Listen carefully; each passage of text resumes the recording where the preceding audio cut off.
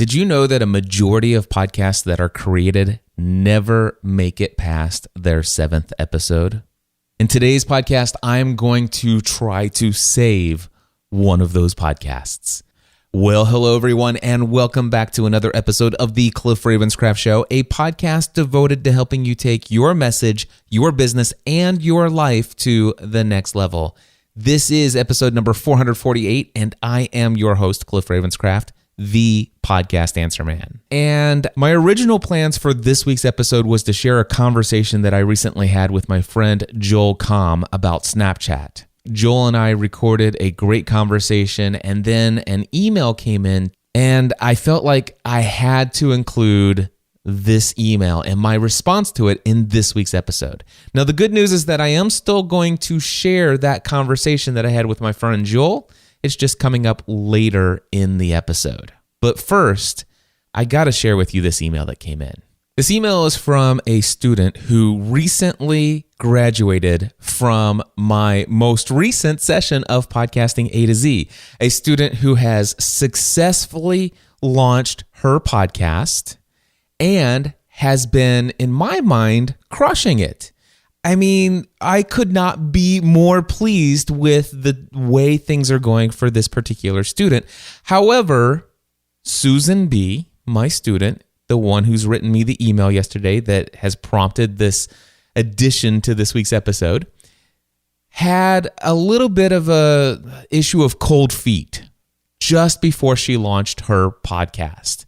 Now, I did an entire vlog post about this, and in fact, I want to share with you my show notes from that vlog right now.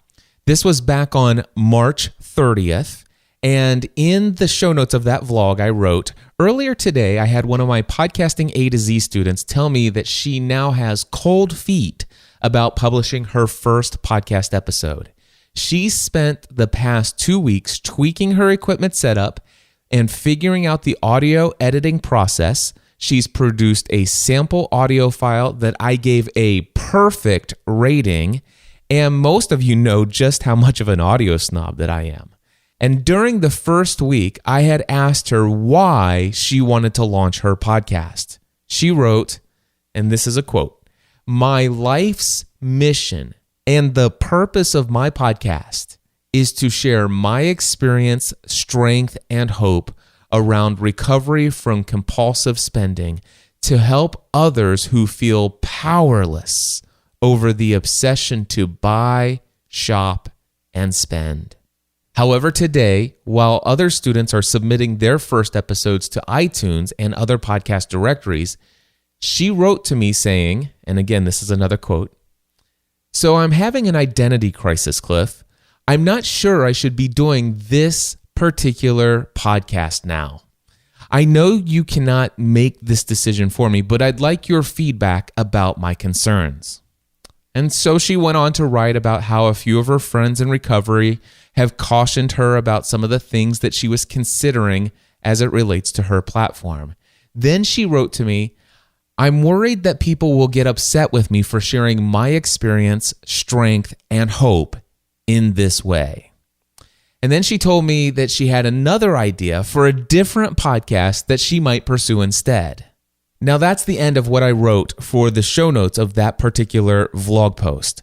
And before I created the vlog itself, I personally gave a written response, very thought out, very detailed, with some encouragement to her, basically stating, you know what, your fears are well-founded because in all likelihood, in fact, it's almost guaranteed that people will criticize you.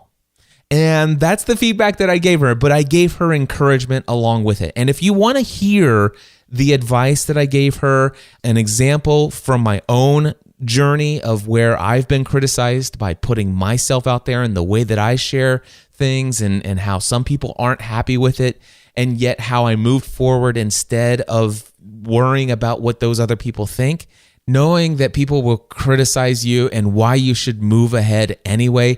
If you want to hear a summary of the advice that I gave to her, that is my vlog episode number 67, which you can find at podcastanswerman.com/coldfeet.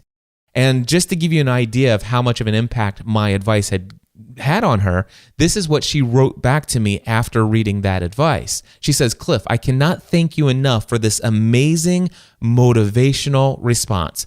I will be using it in the podcast if you don't mind. Your transformation is astounding. I read the Facebook post that you mentioned and the comments that go along with it, and I was struck by this exchange you had with someone. They said, I know you won't call out the hater who mocked you, but I hope that he sees this and the profound support that you so deservedly have received. Well done. Keep up the good work. And you said, yeah, funny thing is that this guy made it into the most recent keynote that I had. I used it as an example of how you can't allow others who don't understand your vision to keep you from moving forward toward your goal as a result of their negative feedback. And then if she ends the quote of those comments and she says, wow, moving forward thanks to you. And then after this exchange, after she had her cold feet and she was worried about people criticizing her, and then after I told her it's almost a guarantee that people are going to criticize you, and this is why you should move forward anyway, in spite of that. And by the way, it has everything to do with what she said her mission was. She says, my life's mission, and the purpose of my podcast, but my life's mission is to share my experience, strength, and hope around recovery from compulsive spending to help others who feel powerless over the obsession to buy, shop, and spend. How can you let anyone and their criticism keep you from your life's mission? And of course, she was motivated, inspired, and she published that first episode. But not only that, but she published a second episode. She published a third episode, a fourth episode. She's published an episode of her podcast every single week since the launch of her podcast. And then I received the following email. The email, of course, is from Susan B., this student that we're referring to here. And the subject of the email is simply being boring. And here's what Susan B. wrote. She says, hi, Cliff. I'm going to stop the podcast for now. And I read it with that tone because at the end of that sentence, she made a point to put a sad-faced emoticon in there. It's literally, hi, Cliff. I'm going to stop the podcast for now. Sad-faced emoticon. And then the email continues. I asked someone not in my target audience to listen. His response was that it was boring. And then the email continues. Now, what I'm about ready to read to you, when you hear me change the inflection of my voice where it's almost where she's jumping in or cutting in, it's because she's put some words or phrases in parentheses or in brackets so that she's actually responding to what she's telling me somebody has said. I think it'll all make sense. So let me just read on from here. I asked someone, not in my target audience, to listen. His response was that it was boring. It is. And I talk too much about myself. I do, but that's what we do in recovery. And not entertaining. Ugh. He suggested using a script. So time-consuming. There is nothing worse to me. Searched your website for boring, but found nothing. The one thing that I've never been accused of is being boring. I've done 5 episodes, and I thought that I was being passionate and had some humor in it. I just wondered if you have ever done a podcast on the topic of being entertaining versus boring. If not, it would be great if you did one. Since I steadily have around 75 downloads to each episode, I'm going to do a hiatus and explain and ask for feedback. This is so hard and time-consuming as it is. But if I stink at it, I just don't see any point in continuing until I figure something else out. Probably interviewing would be the only option, and I really didn't want to do that. Thanks, Susan.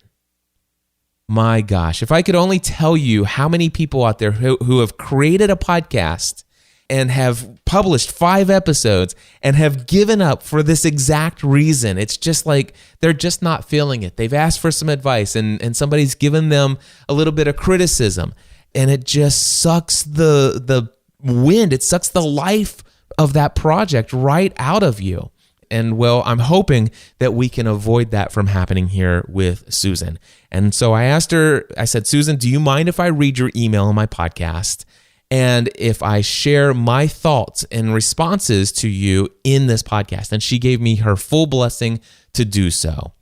And so, number one, I want to address this idea of being boring. First and foremost, Susan, you are not boring, all right? Now, that's not to say that some people who would listen to you would not be bored by what you're talking about and how you're communicating to them. Those are two completely different things. And by the way, there are many people who listen to my podcast and feel like the way that I communicate is boring to them. They don't like the topics that I choose. They don't like the way that I communicate. There are people out here who, well, we'll get into the whole you talk about yourself too much in just a moment. But there are people who think I'm boring. And the reality is there are people that are friends of mine who have massively successful podcasts. And I'm talking about their audiences are exponentially larger than mine. And I tune into their podcast every now and then. And to be quite honest with you, I find it boring. I don't think that they're boring. I just personally find their content boring. And sometimes it's the way that they're communicating. Sometimes it's just that it's not the kind of content that I'm looking for. It's not the subject matter I'm looking for. It's not there's a lot of different reasons, but for whatever reason, even though there are tens of thousands, and in some of the cases of my friends who have these successful podcasts, they have hundreds of thousands of subscribers who are downloading every single episode, and yet I can't seem to get through 20 or 30 minutes of a single episode every couple months because I find their content boring. So, and again, these are good friends of mine, and I'm not going to say who they are because I'll be busted, but the reality is that there are people who are going to find you boring, your content boring, and there are going to be people who find my content boring. There are going to be, take whoever it is that you find as the most influential communicator in your life, and I guarantee you there are a lot of people out there who are going to find what they do as boring. The reality is that your content cannot appeal to all people.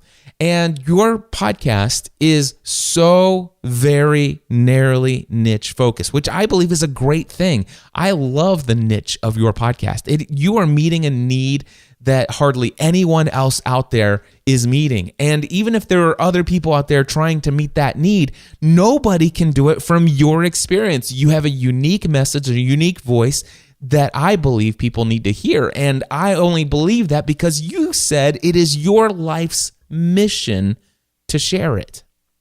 And so I first of all don't think you're boring. And just to give you an example, I listened to episode number 5 of your podcast where you shared some tips on how to break free from compulsive spending. And I just want to give folks a snippet, about a 2-minute clip of your most recent episode to share how you're communicating. Listen to this. So the first thing we can do, besides all of the above, is to stop modeling the compulsive spending behavior for our kids. In my case, I did not get into this recovery till my son was 18. So for years before that, even though I had been in recovery earlier, I felt, oh no, he's got to have the newest this. I can't deprive him. I have to get this for him. I want to be a good mother. That was a good one. You know, I want to be a good mother and he should have this. And I don't ever want him to lack for anything. And meanwhile, I just got more and more and more in debt. And of course, whatever it was, he'd like it for a while till he went on to the next thing. How many times did I stand in line at 6 a.m. to get the newest game system? And he would be at home in bed while I was there waiting to get, or 5 a.m., I think even once, to buy the newest game system that I couldn't even afford, but I was going to put on a credit card. So, and let me tell you, I've talked about it a little bit, but My son became very entitled. And when I got into recovery and he went to his first year of college, that's when the what hit the fan. And I just, poor kid, get a job. You need to get a job or your grades need to be up. And it was a really tough time. And gratefully, it all worked out, and probably a lot because my husband modeled really good behavior for him. He is very responsible. And in the end, though we had a really horrible year, getting him out of the entitlement mindset that I had put him in all his life, he stepped up and he's really responsible with money. But I sure wish I could have started teaching him when he was much younger. I really do. Wow. I've got goosebumps. Susan, what an incredible story, and what an incredible way to share from your experience in a way that I think people are going to relate to, especially those who were within your target audience. That's incredible, and that was not boring. Now, I do want to say this, okay? I picked out a 2-minute segment, which I think was a highlight of your episode, all right? I can't remember how long the entire episode was. Is the entire episode that engaging? No, it's not. Are there points where it's the energy is much lower than this particular portion that I picked out? Yeah, sure. But that's to be expected with your 5th episode. And there are still times today when I don't have full energy from the beginning of the episode to the end of the episode. Stephanie and I, my wife and I, do a show called Family from the Heart. And I will tell you, there are still times when, even after, I think we're in 300 and some odd episodes of our weekly podcast that we do together about family, our family life, there are some times where the energy is just like, it bottoms out. And we've been doing it for years. I mean, like, that show is 8 years old. So you're on episode 5. And if you can have moments of glory like this inside of an episode, then keep on trucking, and eventually you'll get to the place. And it's called finding your voice. You'll come to the place where eventually the energy that you had in this 2-minute clip that I just played for you, there'll be a time down the road where your entire episode will carry that much gravitas. It will carry that flow, and it will flow all the way from the beginning of your show all the way to the end most of the time. But that is never going to happen if you give up today. You said that, I think the only thing for me to do is to stop right now until I figure something else out. That's not the answer.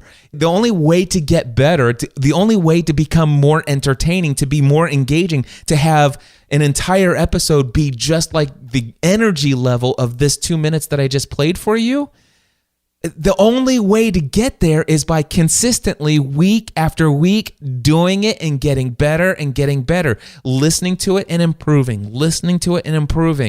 And you know what? Asking one person who's not in your target audience to give you some thoughts and feedback, sure, he thought it was boring. He's not a compulsive spender. He's not all that engaged. And chances are he probably never even made it to the point where I just shared with you. And that's okay. Not everybody's going to love your show. And even people in your target audience who's the perfect fit for your audience, even many of them, as many as 60, 70, or even 80% might not actually find your show all that entertaining, engaging, or helpful. But what if 20% of the people who check it out can, and you have a powerful, positive impact in their lives? That can be great. All right. So 1, you're not boring. 2, I listened to the episode. I thought it was great overall. For episode 5, I will give it a great rating. And there are moments in the episode, like what I just shared with you, where it is off the charts awesome. Okay. Off that quote that I just played, that 2 minutes. Phenomenal. Many times much better than what I consistently put out. What a great, engaging story, and a way to allow people to relate to you and your own experience rather than just coming from on high, sitting on your high horse and telling other people how they're doing their lives wrong. You need to stop doing this and blah, blah, blah. I never make mistakes and I've got all your answers. No, you're sharing from your experience. In fact, that brings me to the next thing. I don't think you talk too much about yourself. In fact, I'm going to go ahead and play for you the audio clip of your intro. Listen to the way that you communicate what your show is about.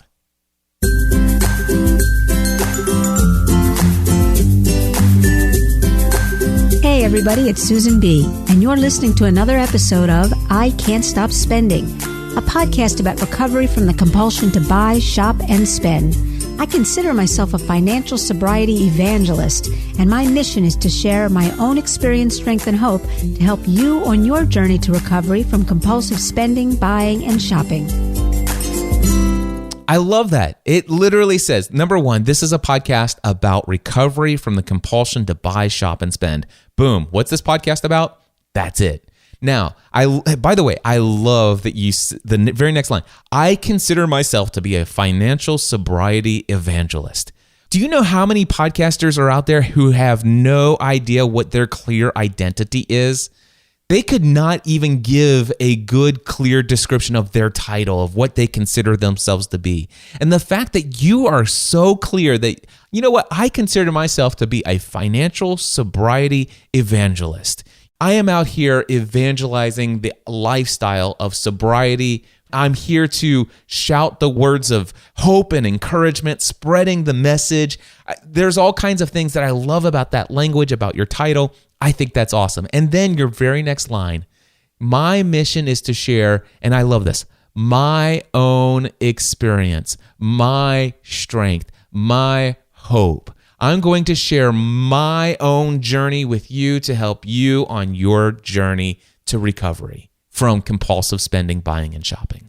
I love that. That is so clear, and that is exactly what you say you're going to do. And so when you spend an entire episode sharing and talking from your perspective about your own journey and about your own experiences and about you, you're doing exactly what you told your audiences you were going to do within the first 30 seconds of your show. No one should be surprised if they don't want to hear about you from your perspective and your journey and your experience.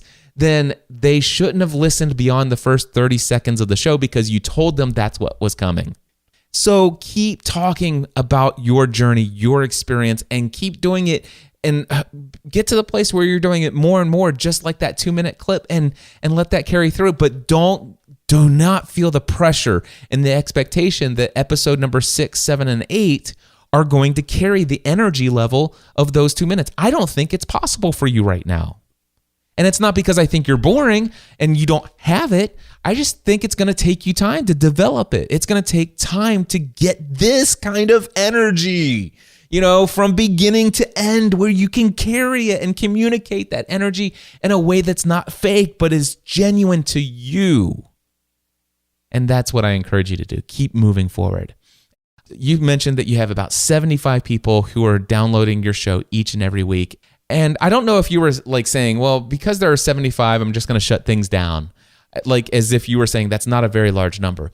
Let me tell you, 75 people downloading your first 5 episodes of this particular podcast, this narrowly niched, that is a massive success. That is huge. Even if 25 of them are just friends and family who are checking it out because you begged them to, if 50 of them are hearing it every single week because they are actually in your target audience and they're just kind of testing the waters to see who you are, and you know what, let's just say of those 50, let's just say 50 of them might be a potential core audience for you to start out your journey here. If 50 of them are just testing the waters to say, I'm gonna listen. You know what, I've listened to the first 5 episodes now, and she's okay, I feel at least she communicates well. She's got her stuff together. She's sharing. She's thought ahead of time what she's going to put in the episode. She's spending the time to create it. There are moments where I feel so engaged, like when she told that story about her own experience with her son and how life changed when she sought sobriety and he's off at college, and how that rocked his world, and how thankfully, it all ended well, but it may not always. And this is why it's important for you to stop, exhibiting this behavior for them or whatever. There are moments in there. It's like, you know what, I'm going to stay subscribed. And imagine a room with 50 people in it. This is like 50 people who showed up to hear you speak and then came all the way out of their way to download your episode and hear you speak another week. And they came, those same 50 people. And I need you to visualize 50 people in a room with you coaching and sharing stories with them. Imagine 50 people, what 50 people looks like. And 50 people is a lot of people, and it's an amazing honor to get the opportunity to share this message. Your life's mission with 50 people within your first 5 weeks is amazing. Please see that as the blessing that it is and continue to grow from here. Take what you've done over the last 5 weeks, continue to do it, and improve a little bit each and every week. But the only thing I have to say to you is only follow all of this advice if you still believe that it's your life's mission to share your experiences with the world through a podcast. And if not, then shut it down. But don't shut it down because people have told you that you're boring. Don't shut it down because you're not a 10 out of 10 on the enthusiasm and encouragement and communication style scale right out of the gate. Don't shut it down because you only have 75 people who are downloading each episode. The only reason I think you should shut it down and stop producing episodes is if all of a sudden you've discovered, you know what, I'm not really that passionate about helping people get out of recovery. It's really not my life's mission. I think I probably just came up with that just to have an answer for Cliff's class. And you know what, the more I think about it, it's really not my life's mission. I'm more passionate about something else. And if that's the case, then definitely stop the podcast and consider doing a podcast about something else, or maybe doing a podcast isn't for you. But my gut feeling is that you really are passionate about this, that you really did mean that it's your life's mission to do this. And if that's the case, then I give you all the advice that I just gave you. And that, my friends, is why I decided that I needed to include this email and my response to it in this week's podcast episode. I hope that helps you out, Susan. Let me know what you decide. And now, my friends, I'm going to turn over to this conversation that I had with my friend Joel Comm about Snapchat.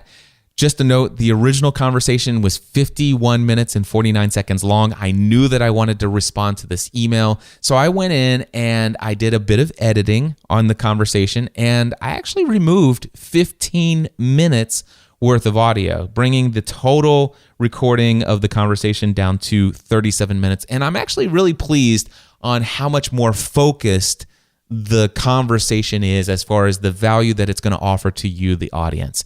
And just want to let you know that I spent a lot of time editing this conversation down. And with that, here is my conversation that I had with my friend, Joel Comm.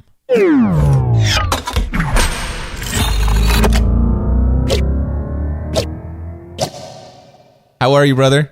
I am well. Just got done with a long weekend at a conference here in Denver, and I had a little snap guilt because, you know, I love telling stories on Snapchat. That's like my favorite thing to do out of the different things that we do on Snapchat. And when I'm at events, I just don't have time to sit and really create a story. I just kind of life snap is what I call it. Instead of life casting like we do in video, I life snap. And here's where I am. This is who I'm with. This is what I'm doing. And what's amazing to me is people like that stuff as much as they like the story. So it's such a mixed bag. It's interesting because I prefer when you're at a conference and I get a little bit more insight into the life of Joel. Although I do find your stories and stuff like that, I find them entertaining, and I'm glad that I watch them. They're fun. And sometimes I'm a little jealous. I'm like, oh, I wish I was that creative or stuff like that. And I know I could be, and I have tried to be, and it works out, but it's just like, it's not the best use of my time today.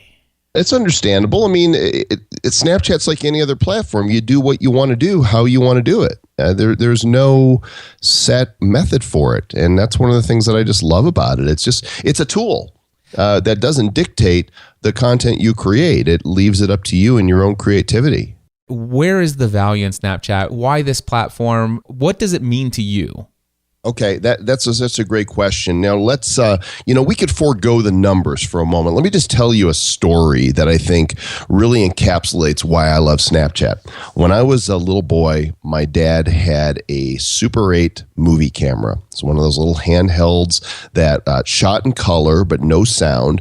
And you went to the store and you bought a roll of film, movie film, and it was a 3-minute roll. You'd put it inside this movie camera.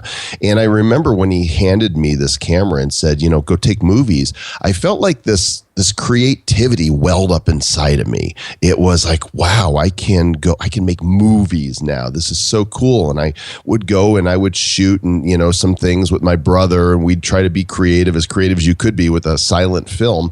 And then we would take that film and we would drive to the photomat with our father. Remember the photomat? Oh, yeah. And they would develop the film. And a few days later, you'd come and pick it up, and then you'd take that developed reel home with you. And if you had more than one, Dad would splice them together. So it'd be one continuous reel. Get out the projector, pull out the movie screen, pull it up like that, and then thread the film onto the projector, turn it on where it's starting to go and the lights are coming on. And there on the screen is the fruit of my creation. It was like, there it is in living color. And it excited me so much. Then, of course, we had video cameras, and then along come digital cameras, and now we've got such powerful movie cameras in the palm of our hand with our smartphones, which brings me full circle to Snapchat. There's something about Snapchat, the limitations of the 10-second videos or the short pictures and the tools, the drawing tools and the text and the emojis and the lenses and the filters and all that come within this container, that Snapchat, that makes me feel like I'm that little boy who's been handed my father's Super 8mm movie camera all over again. I'm going to play devil's advocate here. Back in the Super 8 days, at least you went through all the trouble of going to the photomat and all those other things, but you could watch the darn thing for more than 24 hours. What are your thoughts on the fact that you're going through and you're creating this creative experience, if you will, and it only lives for 24 hours and can't be linked back to at a later date? Well, there's a couple thoughts on that. First of all, we can download our stories, and I do every day. It's the last thing I do before I go to bed, and I save them to my phone. Now, I haven't repurposed many of them yet because I've chosen not to. I've put a few out there because I really, rather than put them up on YouTube where anybody can go anytime and see my Snapchat story for any given day, I want them to come to Snapchat and view them because there's something about viewing it in its natural habitat. It's like, you can watch Star Wars on your 46-inch screen at home, but it was made to be watched in the movie theater in 70mm with surround sound, with popcorn in hand and other people around you. That's, how movies were created to be consumed. And so Snapchat in its natural habitat offers a kind of interaction that you don't get from just watching that video. But, I look at it this way. Life is created in moments that are here now and then they're gone. Why do we have to hang on to everything that we have created? I think this desire to grasp and keep and save everything steals away this opportunity to live in the moment, to enjoy something for the experience that it is right then, and then move on with our lives. Because guess what? There's more moments to come, more creation that can be made. And if we're just DVRing everything that's already happened, we're not going to be present for what's happening now. I will play both sides of this argument with you. First, I want to agree with you. I have come to the place where currently I am no longer repurposing the content that I have on Snapchat, but I am still creating content. And I do know that after 24 hours, this is going to disappear. Like you, I am still downloading those things at the end of the day, and I am archiving them on my hard drive. So why am I still doing that? And the idea was that, hey, you know what? If what I shared today was valuable to whoever got to see it today, and I encouraged somebody or I inspired somebody or I educated somebody or even entertained someone, then was it worth the time, effort, and energy to put that out there if those 50 or 100 people were encouraged or inspired? And the answer to that question will determine whether or not I'm going to do it anyway. And so I agree with you on that set. I've said, you know what? It's worth it for me to put this out. If even 50 of them have a better day as a result of this, that was worth it. However, at the same time, I will tell you that for 85 days, I turned every Snapchat story into a vlog post and put it on not only YouTube, but also into a video podcast feed. Here's the deal. in my email that I get every single day from people. They're asking me these questions. And it's amazing that even still today in my email inbox, I'm linking people to specific episodes of one of those 85 days that I turned my Snapchat story into a vlog. And because it's a YouTube link, boom, they're able to go and get that content and they're able to get value. It's kind of nice to have that there. You see where I'm coming from? Totally. I get it. And that's the beauty of, use it the way you want to. There's people that have channels on their YouTube that's called Snapchat Stories, and this is what they've chosen to do with them. I really want to encourage the people who follow me to follow me on Snapchat every day. I want them to see what I'm creating, what I'm sharing with them, if I'm teaching, if I'm inspiring, if I'm being goofy, if I'm life snapping, whatever. I want them to come and follow me there because I think that's where they're going to get the best experience. I have yet to decide what I'm going to do with the stories that are currently on my hard drive. About once every 10 to 14 days, I'll upload a segment, a very specific self-contained story rather than an entire day to Facebook to say, here's what I'm doing on Snapchat, here's what you're missing if you're not following me there, and encourages people to come and follow me on Snapchat.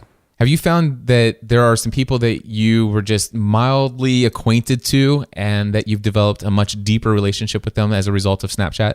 Oh, gosh, yes. Watching people's Snapchat stories is incredibly revealing. Unless they're, I don't watch the ones that are just teaching all the time. Yeah. Teaching the grind and the hustle and the make money and work. I mean, that's not why I'm on the tool. And frankly, that's not why I'm alive. I believe in hard work and all that, but I believe in carpe diem and, let's have some fun as we're doing all this because life is short.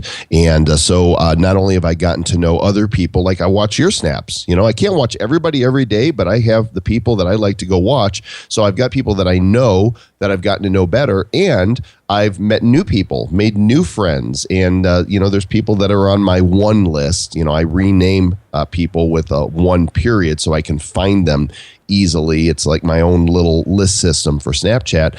And there's people that I did not know before I got on Snapchat that are on my one list that I regularly engage and interact with. So Snapchat could say Snapchat brings people together. I believe it does. You and I have been acquaintances for years. I'd say we have a growing and budding friendship.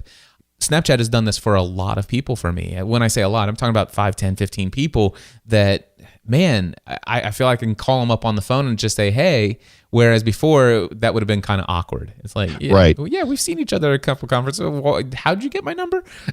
Well, and that's why we can really call Snapchat a social network. And it's a social network that is a threat to Facebook and to Twitter. I read just the other day, as we're recording this May 2nd, Snapchat has surpassed 10 billion daily video views. Yeah. Facebook's at 8 billion. So, granted, those are up to 10-second videos, but still the sheer vast number that we're talking about here tells us that this is a big deal. My own Facebook consumption is down at least 90% day over day. And all of that time and effort and energy and attention that I used to give to Facebook is now spent on Snapchat. I am now following people's Snapchat stories. I'm catching up with those 10 or 15 people that I follow every single day. There's kind of an ebb and flow, isn't there? There is. As the networks grow, we see a migration take place. Like we're seeing people migrating from Periscope to Facebook Live because the reach is greater on Facebook Live and it's cooler and it is what it is. And I think Snapchat's got a several year run that we're going to see continued growth as it hits the top of that bell curve for mass adoption. And then, who knows what's going to be next, but there's going to be a next. All I know is I'm all in on Snapchat, and I think anybody who even I don't think people need to be intimidated by it. There's a little bit of a learning curve, but I think those who take the time to understand it really it opens up a whole new world. Because I got to tell you, Cliff, I fought against it. I heard about it a year ago or so.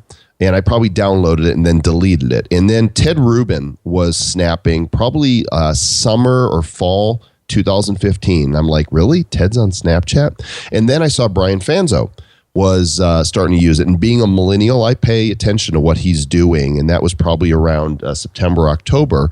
And I'm like, Snapchat has no use. It's for kids. I don't get it. And then it was Vincenzo Landino. We were doing a blab, our weekly show. And he said, Joel, just try it.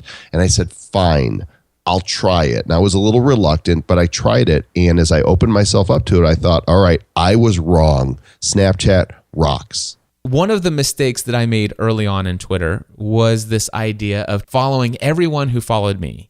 And over time, I found that I was following so many people that the news stream became less valuable to me. And when I discovered Snapchat and got all excited about it, guess what I did? Everybody who's following me, I want to follow them back. And then all of a sudden, I'm just not seeing anybody that, there's a lot of people that are doing things that I just don't know who they are. And because I don't know who they are, it's not that what they're doing is boring. It's just that I don't know who they are. So there's no relationship for me to want to know what they're having for lunch, if you will. I agree. And so I was doing the reason I was following everybody back was because when you've got the cross follow, they can swipe up on any snap and reply directly to an individual snap.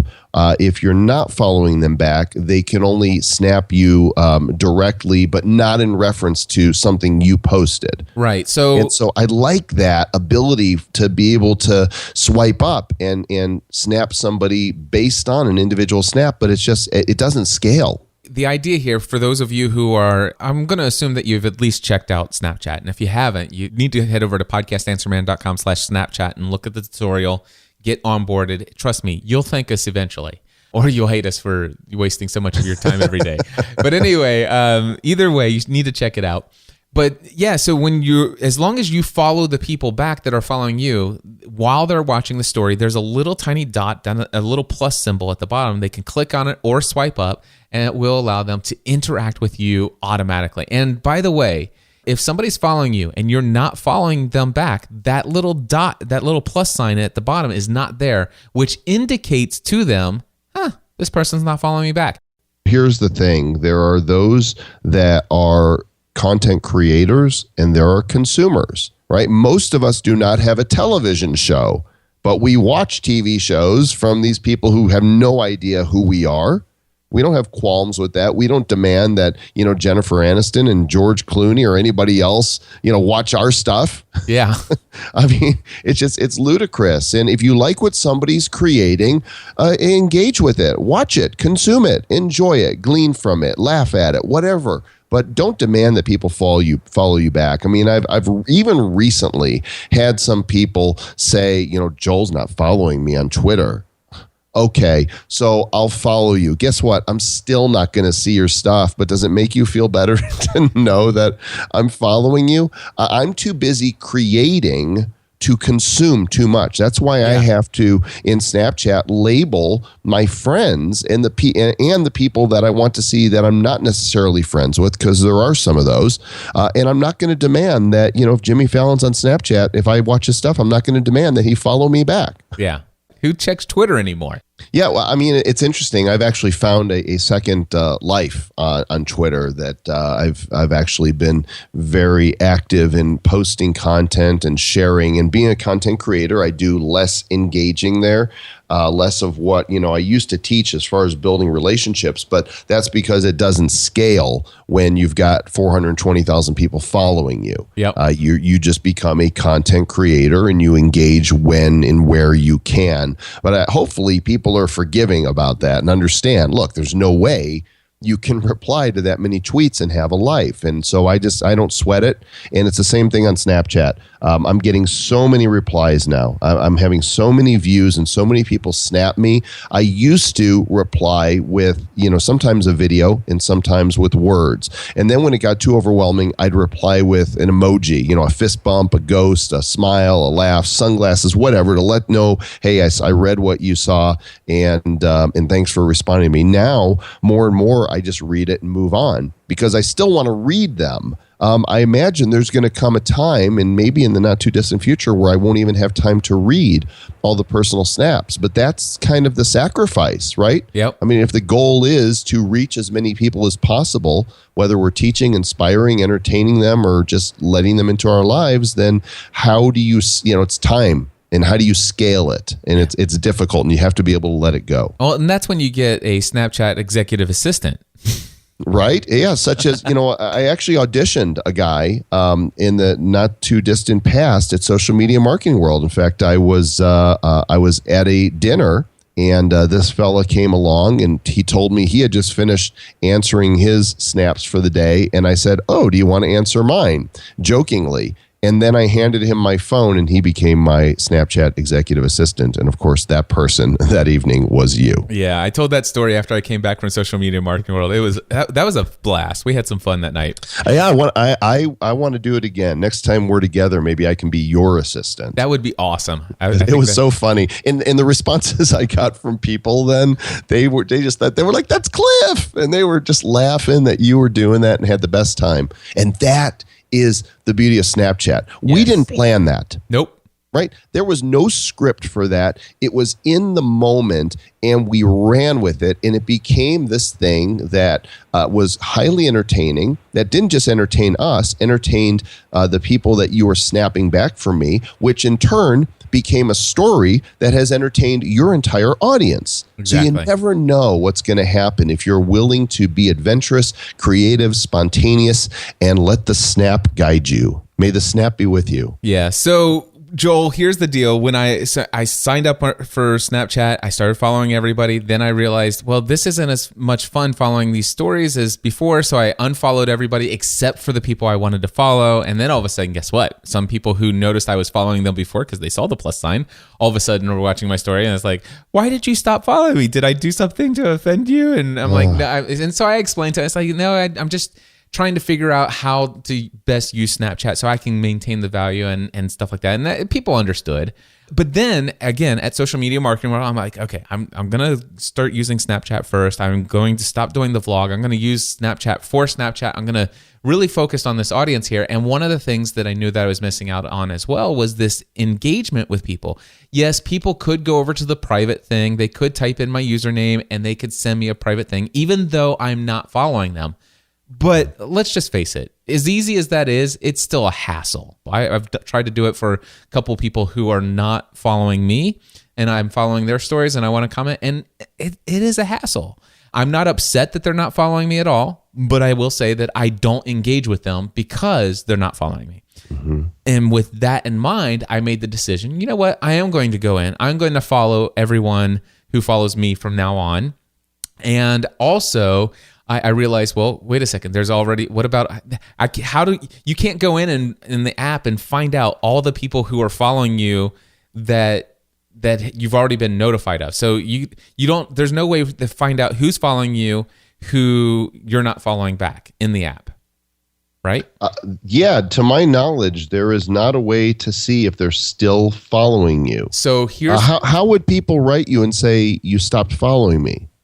Okay. So it's real easy. So you can actually go into your settings and you can set it so that anyone, not just you can choose only friends can send me private messages or everyone can send me private messages. Right. So I've got that. I still have it on. So people can still send you a private message to say, hey, I just saw your story today, and you're not following me anymore. Is there a reason why? People can send you a private snap even if you're not, even if you haven't added them as a friend. Right, but if I'm looking at the people that I'm following, I didn't even know everything. I'm still learning this. If I'm looking at my friends, does that mean we're mutually following each other? No, it just means that you're following them. So how do I know if they're following me? Okay, that's real simple. If they have a public story, click on their story, and if there's a little plus bottom at the bottom where you can swipe up the chat, then you know. So that makes it really difficult to curate and unfollow people that aren't following you, because you don't know unless you're actually deliberately going and looking to see. When I decided, okay, I do want to start interact. I want these people to have the ability to interact with me and make it as easy as swiping up, right? Mm-hmm. So what I did for the next week, every day for the next week, I went into the oldest snap in my story that had the highest number count. And what I did is I clicked on the little eyeball that shows the number of people, and I tapped on each person's name. If they weren't already added as a friend, there's an option to just click add as a friend. And what I would do is I literally went through the entire list each day for a week, and I added as a friend every single person who was watching my snaps on a daily basis. Wow, I need a personal executive Snapchat assistant. Clearly. Because I'm following so many people, and I just can't watch them, and so to actually go through and determine who is following me back, I kind of gave up. And this is going to be something that you're going to bump up against when you hit that limit again. What do you do? Maybe it's a good time to start thinking about that. What do I do when I hit that limit of people that I can follow? Yeah, I think you said there's a limit of 6,000 that you can follow. Yep, that is correct. And I know I've got more than that following me, but there's tons that I have not followed back because it's just not scaling. I also find on the downside that the app crashes more the more people you follow. And so that's another reason that I'm hesitant to follow anybody else back. We're going to go into a little bit more advanced discussion. And people who are more advanced Snapchatters will know what we're talking about because they've already looked at tutorials and saw these things. So let's just assume that you're a content creator like us. You do decide that you want to follow your core audience, or at least those you know who are going to interact with you. At least starting out, you can do that. Everybody can do it for the first few hundred people, right? Yes. So, absolutely. But here's the deal: you follow a few hundred people, and all of a sudden, your recent updates becomes this blah of tons of people with only an occasional sprinkle of somebody you know and want to see what's going on in their story. Mm-hmm. So for you, you've added the one dot system where you do the one dot name. You edit the name of the person in the app. Right. It's actually multiple lists. You can use whatever you want to configure it. But for the people who if I have time to watch, these are the people that I want to make sure I go check out first. So I'll go in and to do that, you just go to, click on any friend. And when you click on the gear, the first thing you see is edit name. So I just put a one dot with no space. It's important there's no space. Can't put Otherwise, the space in. I have a 2-dot list. So assuming I get through my first string of people that I want to see, which I don't even every day, I try to, it's great entertainment at the end of the day when I'm getting in bed to catch up if I haven't had a chance to watch stories prior to then. I've got 2 dots. So they're my second string of, okay, if I've gotten through these, now these people I want to watch. Then I've got people that when I first started on Snapchat, I said, would you like to be a JC VIP? And it's the only time I will private snap in bulk is if I'm going to be doing something special or have a special offer or going to be doing a Facebook Live or a blab. It's basically I asked them to give me permission. They opted in to a special VIP sub list of mine, and I put a heart in front of those. So if I want to pull all those people up and send a direct snap to them, it's not a good idea to send people direct snaps unless they are actually involved in that snap story somehow, which we can cover. That Snapchatikit is what I call it. But these people have given me permission to do that, and it really offers a marketing opportunity, one which I haven't used very much, but I do have that heart list. And you can really rename using any alphanumeric or emoji you want to be able to find. So let's say you wanted your family. You could pick the family emoji, of the man, woman, boy, and girl, or whatever, and label your family like that. So anytime you want to sift through and see what your family's doing, you just pull down to the search bar and just type that emoji, and there they are. So what you're doing is, at the end of the day, to see what stories are happening with the people who are on your one dot list, you're going to the stories mode, and you go up to the top and drag down till you get to the search bar, and you type in one dot, and it pulls up all the list of the people that have that association with that number associated, and you watch their stories from beginning through the end of at least wherever they're at in the story at that point in time. Yeah, or and listen, I'm guilty of tapping through. Depends on what they're talking about.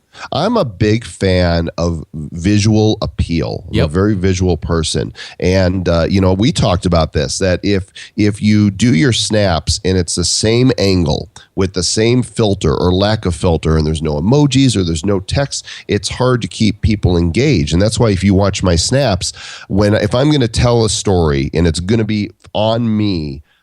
I won't just set the camera up and have it at the same angle the whole time. People like variety, so I'll hold it up here above the right side of my face. I'll hold it in front of me. I'll change the angle and tilt the camera a little bit and use a black and white filter to keep people engaged beyond what I'm saying, because you have to keep their attention. So when I see people just talking and going on, their story could be fascinating, but they can lose me really easily. Yep, absolutely. So here's the one thing I actually have gone to, because I am now following a few hundred people on Snapchat. And the one thing I missed by doing that is the recent updates. When I only followed 20 people, the cool thing about recent updates is that I would watch them and then it kind of clears them out. It's like, okay, I've watched everything they've published up till now. And then I would come into Snapchat later and I would open up the stories feature and it would show me all the recent updates since I last watched. And so it's not going to start over from beginning. It's going to pick up right to their next snap that they made and any snaps they've made since then, since I've opened the app last. And I love that functionality. And the thing I hated about, adding all these people back and doing this one dot search and starting from the beginning is that I can't just pick up where I left off. So I developed a system that is an add-on to your system. Please do tell. Okay, so here's the situation. So now I've gone in and everybody that I want to follow, and they're in my top priority list, they're one dots in the front of their name. And then if they're a one dot, then they obviously are going to have a cool sunglasses smiley face rating. So it's a 1 to 5. All right. So for example, you will be Joel, you're one dot Joel Comm with 5 smiley faces. Oh, you got a smiley face rating system. I love that. It's the smiley with the sunglasses. All right. That's and I'm going to use that as a testimonial, Cliff. Cliff Ravenscraft gives Joel Comm Snapchat a 5 sunglass smiley face rating. Exactly. And the cool thing is that means I desperately want to see every snap you make throughout the day. I've made that conscious decision. I'm going to be looking for you. Now, the thing is there are people who have a 1 dot in my name system, but they have 2 smiley faces with sunglasses. And that means that I'm interested in them. And if I have plenty of time, if I have a ton of time on my hands, I'm going to watch their snaps as well. But depending on how much time I have right now as I'm quickly checking to see what's going on in between something else I'm doing, then I'm looking for 5s first, then 4s, then 3s, then 2s. But the reason why I do these smiley faces at the end of the name is because in recent updates, I can scroll up and I can just look through the recent updates and I only look to see where the smiley faces are. And it's so easy to see the number of smiley faces and I click on those and go through the list. And the cool thing is that I might watch everything you did between 9 a.m. and noon.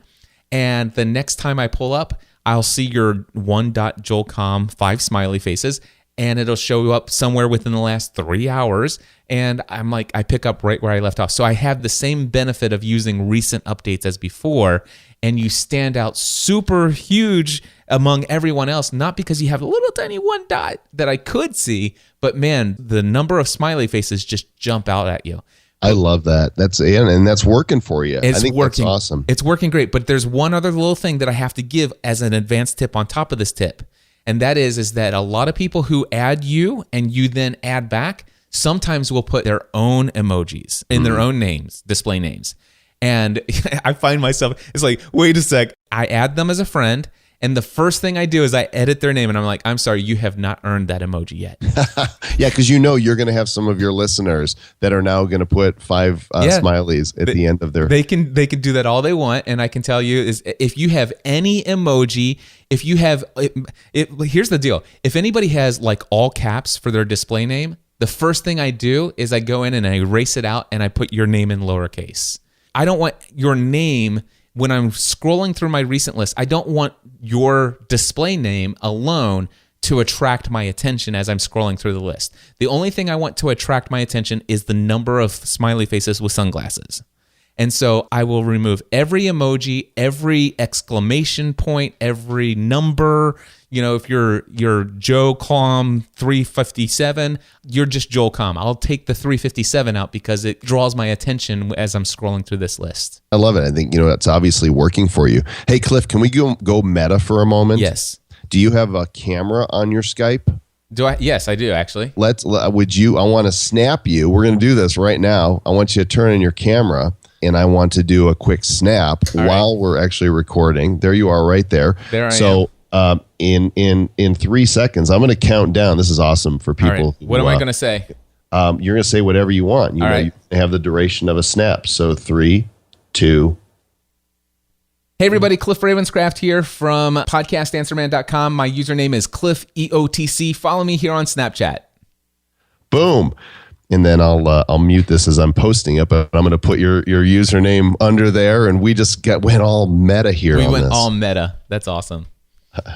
I love Snapchat, and I'm trying to get people to understand this is something that if you're just saying, you know what, I don't want another social network, they really are missing a boat. I mean, we're talking not the average person, but content creators, people who are creating content every week, spending hours putting content like a podcast together. As soon as they finish publishing their podcast episode, they're spending time creating custom images for their Twitter, their Facebook, and they're posting all that stuff to LinkedIn and Google+. I mean, they're going through all that work, but they're saying, I just don't have time for Snapchat.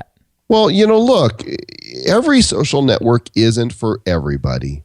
Right? They never have been. There's a lot of activity. And what I would encourage people to do is to at least understand it, right? Try it long enough to see, do I get this? And then make a decision whether or not you want to, go all in on it or not. But don't miss the opportunity to at least experiment and understand it. If you're going to be a content creator, you owe it to yourself to at least understand it. Yes, that's exactly it. Well, the engagement numbers, Cliff, can we talk about that for a moment? Please do. There was an infographic that came out a couple months ago, and I don't remember who took the survey, but it seemed pretty legit. And it said that 54% of Snapchat users, active users, use it daily. Okay, Yep. So let's just round that number to a nice 50% since it's easier math. When I look at my numbers based on those statistics and the number of people following me, I'm seeing about 40% and upwards of the people that are on Snapchat any day that are following me are actually engaging with my content. Explain what you mean by engaging. The only metric that we have, besides people snapping us back, next to every snap we create in our story, there's a number that's next to an eyeball, and that number tells us how many people viewed that snap. So if I look at my Snapchat stories, I can see exactly how many people viewed each individual snap. What I tend to do is I go back to the snap that's going to expire first, the one closest to that 24-hour window, and that's going to be the highest viewed snap that's currently in my story. That number is, when I consider how high that number is as a factor of how many people are following me, it's mind-blowing. Yeah. We haven't seen that kind of engagement. Honestly, I've not seen that kind of engagement even on Twitter or Facebook ever. I think it was the early days of email when we were sending direct email in 1995 and 96, and people opened up everything just because they loved that they were getting email. This is the closest thing to what we're seeing with Snapchat, and that's engagement to me. They're actually watching. Yeah, and it's incredible. And ever since I've actually gone in and started following everybody back that I know that's watching my stories, it's incredible the amount of engagement that you get from the people who are just watching your story, that they'll swipe up and say, oh, I totally agree, or thank you so much for sharing that. And it's crazy how an seemingly insignificant response to one of your 10-second snaps can be the starting point of a growing friendship over the course of a couple weeks. And the next thing you know, you're interacting with this person that you didn't know 3 weeks ago more than people you've known for years. It's like you're friends, and it's incredible. Anyway, cool stuff. Joel, let me ask you, outside of Snapchat, is there anything else you want to say about Snapchat? There's always more to say about Snapchat, but I think, we've covered a lot of ground. I really want to encourage people to jump on there. And of course, I am at Joel Comm, easy to find. And I hope that you come and watch what I'm doing. And by the way, that's JoelComm, as in Mary. And it is my real name. Everybody wants to know, is it an internet name? And I am proof that God has a great sense of humor, because who knew I was going to be in the internet business, right? Oh, yeah, absolutely. Well, I'll tell you what, I'm honored that you came on here today. Thank you for this. I will encourage everyone to follow you just to see the different ways that you are creative on the platform. And maybe we'll have you back on in the future, and sometime we'll talk about Snapchat etiquette. Snapchat Revisited. Well, thanks for having me, Cliff. I know you don't have guests on very often, so I feel honored, and I too am thrilled about our budding friendship. Well, there you go, my friends. That's going to wrap it up for this episode. I just want to remind you real quickly that my next session of Podcasting A to Z is coming up on Monday, May 23rd. That's just in 2 weeks. So if you are looking to launch a podcast and you would like to have somebody who could walk alongside you through every single step in the process of launching your podcast successfully, go over to ican'tstopspending.com. Again, ican'tstopspending.com. That is the podcast of Susan B. And let's see if she makes an episode number 6 within the next couple days. It'll be interesting to see. She is a student, and this is the kind of passion, dedication, and devotion that I have to my students. I want to see them succeed. I want to encourage them. While overall, an overwhelming majority of most podcasts never make it past their 7th episode, I'm happy to report that a majority of all of my students who have graduated Podcasting A to Z, they do go on to produce more than 7 episodes. In fact, I get more and more emails every single day. Hey, Cliff, just want to let you know, I just recorded my 100th episode. Hey, Cliff, I just recorded my 200th episode. Hey, Cliff, I've just recorded my 300th episode, and even more. So if you are looking for somebody to be your coach through the process of getting launched, I would love to be your one-on-one coach for 4 weeks through my Podcasting A to Z group coaching course. Head over to podcastinga2z.com for more details today. And until next time, my friends, I encourage you to take everything you do to the next level. Podcast. Add some man.